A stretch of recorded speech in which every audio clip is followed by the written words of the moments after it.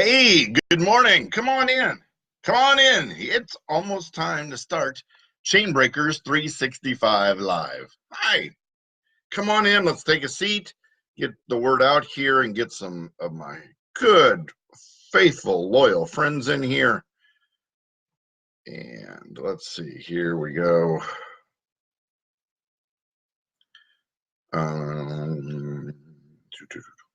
Almost got it. And we're going to get started here in just 1 second. Hey, Nat, glad to see you in here already this morning. Take a seat right down front. You too, Laura. Probably a seat right next to him. Nat doesn't bite. Let's see. And I think that's it. Good morning, Chainbreakers. Good morning. Good morning. Hi, I'm Brad Smith. I am your host for Chainbreakers 365 Live and the creator of hashtag Uplift and Rise. I want to welcome you here today. This is going to be a pretty good show. We're going to talk about, we're on this series on love. And I want to dig into that a little bit further because I don't know if you knew this or not. Maybe you knew a little bit of it, but the Greeks have 6 different words for love. 6 different words for how they express love. And yet we all wrap it up into one great big huge umbrella. But there's several different kinds, and we need to really kind of take a look at it, try to understand what it's about, and understand the balances that we need to try to maintain when we're talking about that, and I'll dig into that in a second. One that we hear a lot about, especially as Christians, is agape. The agape kind of love is the one that we share as human beings, as parents, between ourselves and our children, or as a child between us and our parents. It is sometimes even expressed as a love that spouses can have between each other. But Christians also frequently talk about agape love as the love between us and our Father. So, our Father God. That's one that we think of most frequently.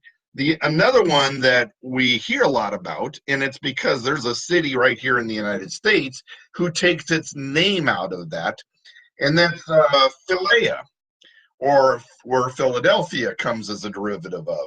It is the city of brotherly love, right? So that's the kind of love that is friendship. That's between 2 people or between 2 equals. It's a dispassionate, virtuous kind of love. In other words, it's not going to get into the love connection that 2 people in a very close, intimate relationship would have, but the love that you would have for a very, very close friend, right? It's that friendship. It's that connection where you're doing something for another human being out of general care or concern. That's a philia kind of love.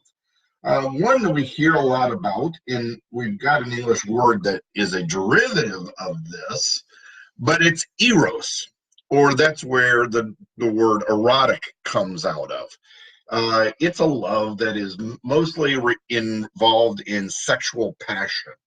The modern Greek word erotus means intimate love, and I think we can understand that all a lot better. It's where physical attraction kind of comes.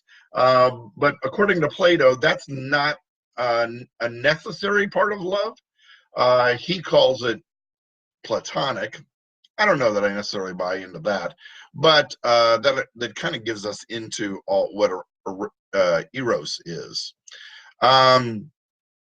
Storge is a love affection, especially between parents and children. So there's a little bit of a contradiction here between that and agape. I think agape tends to be more laterally instead of generationally. Storge is one between parents and children. Rarely do you see it written very often, but it's one that frequently is used. But one I really want to get into today is the last kind, and that's xenia. What this refers to is a guest friendship. It's where hospitality really kind of comes out of. But what xenia is, maybe I missed it. Hang on just a second. Let me double check it. Yes, I did. So that's friendship. That's the relationship we have with friends. That's the hospitality. That's the kind of love that we would show to a guest in our home. Um, the one that I was wanting to really kind of get into, where did it go? And maybe that was it. No, here it was. I was just skipping over it because I was reading it as Philea, but it's Philutia, which is self-love. That's where I really kind of wanted to get into this because self-love is one that we need to totally keep in balance. You see, that's also where ego can take over. It's one where we can be all filled with ourselves and really ends up being a type of character trait that can really end up being one that we don't want to get into. We can carry it way, way, way too far. But one that frequently a lot of people on the other extreme of the spectrum suffer from. It is that kind of love that people really see themselves, they view themselves in a negative or derogative way. They really don't believe that they're entitled or they're deserving of a better life for themselves. They don't think that success is made for them. They don't believe that a true loving relationship with a spouse is something that's for them, that they deserve what they're dealing with. Sometimes security will take over, and it's in that comfort zone that we keep ourselves from being able to step into this self-love because we think we characterize it as something we deserve. But in a lot of cases, my friends, it's one that if we can't figure out how to truly love ourselves, it's one that we can never really get somebody else to understand how to love us. Um, Yesterday, we kind of talked about love, and in order to be able to receive love, you must be willing and able to give love. Giving of love has to come first in order to be able to receive love. But in that giving of love, you must be able to give that love to yourself. We as parents frequently will put ourselves last when it comes to our families. We will take care of our spouse, we will take care of our children. Many cases at work, we will take care of others before we take care of ourselves. But it is in self-love that we also need to understand that's where self-care comes out of. That's where we need to be able to seek medical attention when it's necessary. And it's kind of ironic that I say that because today I'm suffering with a badly pulled muscle in my back, and it's very, very difficult for me to move. And I'm trying to seek out some care. It looks like I may not be till tomorrow before I can get in. But anyhow, it's in that need to take care of self, taking care of your teeth, taking care of your eyes, taking care of going to the doctor, and taking care of your general health. Why do we so often as human beings keep ourselves from going to the doctor? Why so often do we keep ourselves from getting the care that we need? Now, sometimes it's out of a fear for of the doctor or what might be wrong. But let's face it, which are you better off with? Ignoring the problem and then letting it take over if it's really bad, or getting the care that we need to overcome and conquer the illness if there is indeed an illness, to take care of the cavity, to take care of our eyesight, to take care of whatever that happens to be. So that is a false fear or false evidence appearing real as the acronym.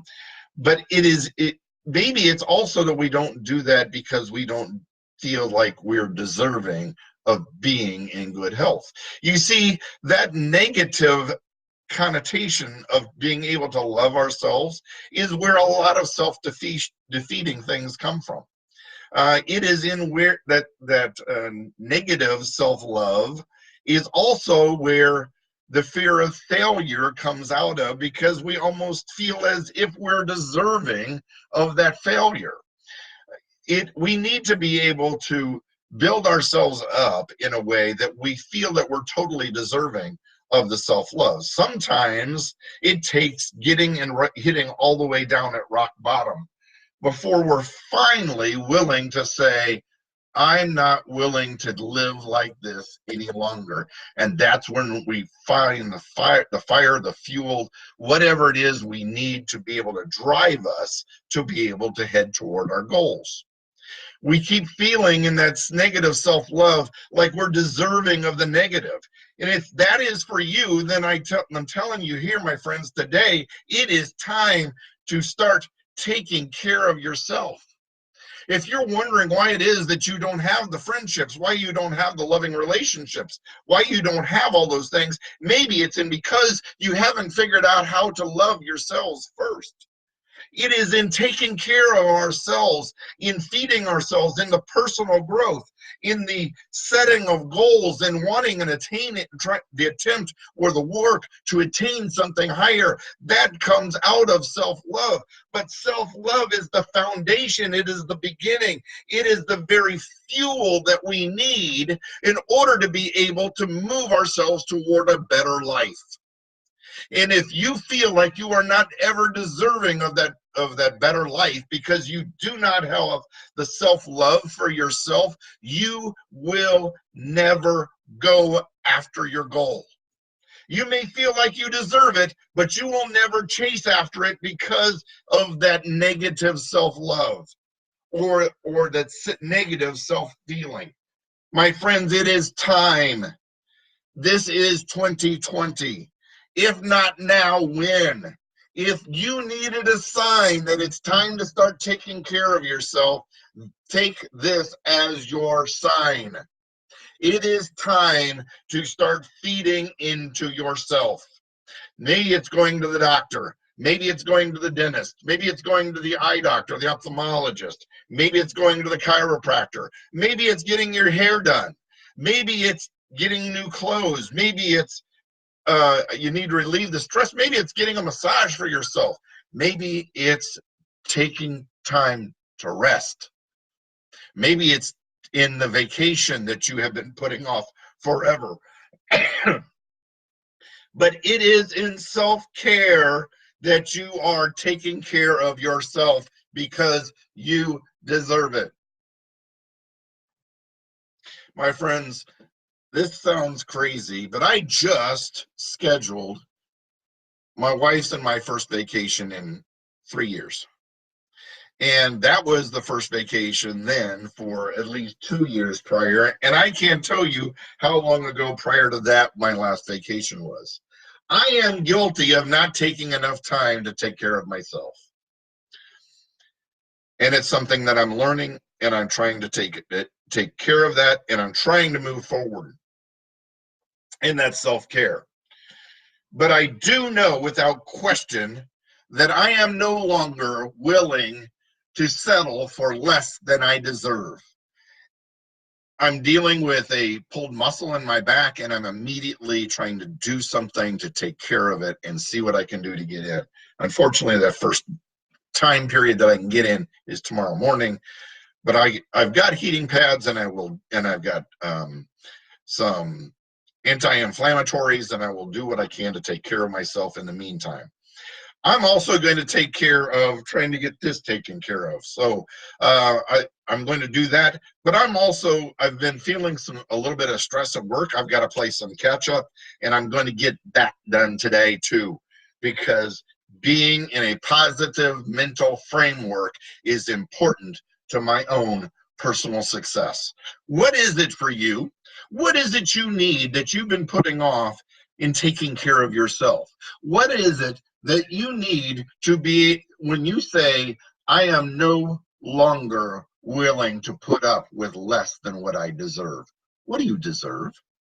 What is the life that you want to attain? What are the goals that you are absolutely shooting for without question? Where is it that you are heading for this year? My friends, I want to thank you for joining me today. Today was Friday, January the 10th, 2020. I am Brad Smith. I'm your host here for Chainbreakers 365 Live. And I'm going to invite you right now to join me Monday morning at 7:30 a.m. for Chainbreakers 365 Live. If you have trouble seeing this live, you can always see this in replay. If not, you can go to my YouTube channel, Chainbreakers 365, or you can go to my website, chainbreakers365.com. But it's always best to hear it and do it right here live. Feed yourself this morning, my friends. Take care of yourself this morning. Don't put up for less than what you deserve. Just a couple of shout outs real quick. Gigi, been forever, my friend. Good to see you jump on here this morning. Midge, I'm glad you jumped in here too. My friends, thank you so much. We'll see you tomorrow. And if you're in the auto business, join me tomorrow morning at 9 a.m. Eastern for Brad Smith, your original car smith. We'll see you then. Take care, my friends. Have an amazing day. Bye now.